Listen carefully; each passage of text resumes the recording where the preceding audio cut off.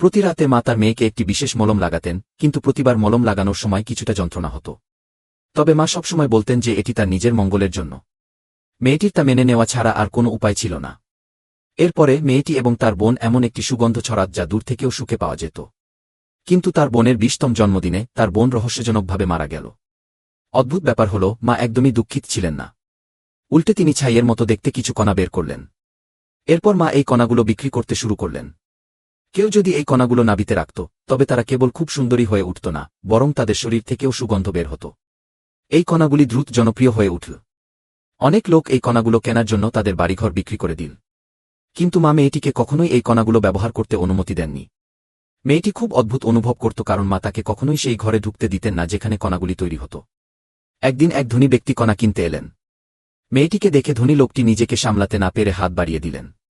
মেয়েটি দ্রুত এগিয়ে গেল, কিন্তু ধনী লোকটি হঠাৎ বললেন যে মেয়েটি শীঘ্রই এই কণাগুলির অংশ হতে চলেছে। এটা মেয়েটিকে আরও কৌতূহলী করে তুলল। পরের দিন মেয়েটি রাস্তায় হাঁটছিল এবং একজন ভিক্ষুককে দেখতে পেল। ভিক্ষুকটি বারবার বলছিল যে এই কণাগুলি বিপর্যয় নিয়ে আসবে। মেয়েটি তাকে থামাল এবং কারণ জানতে চাইল, কিন্তু ভিক্ষুকটি কেবল বলল যে মেয়েটি শীঘ্রই তার বোনের মতোই হবে। এই কথা শুনে মেয়েটি হতবাক হয়ে গেল। সে গোপনে সেই ঘরটি দেখার সিদ্ধান্ত নিল যেখানে কণাগুলি তৈরি হতো। কিন্তু যখন সে ঘরের কাছাকাছি পৌঁছাল, তখন সে তার বোনের গায়ের সুগন্ধ পেল। এই সময় মা হঠাৎ এসে উপস্থিত হলেন।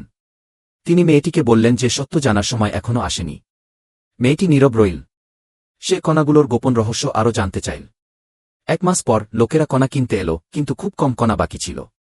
লোকেরা মাকে আরও কণা তৈরি করতে বলল, কিন্তু মা বললেন যে 1 সপ্তাহের মধ্যে আরও কণা তৈরি হবে। আর 1 সপ্তাহ পরই ছিল মেয়েটির জন্মদিন। এই কথা শুনে মেয়েটি হঠাৎ কিছু একটা ভাবল। তাই সে তার বোনের কবরে গেল। সে তার সমস্ত শক্তি দিয়ে মাটি খুঁড়তে শুরু করল, কিন্তু তার বোন সেখানে একদমই ছিল না। মেয়েটি স্তম্ভিত হয়ে গেল। পরের মুহূর্তেই মা ধীরে ধীরে তার পাশে এসে দাঁড়ালেন।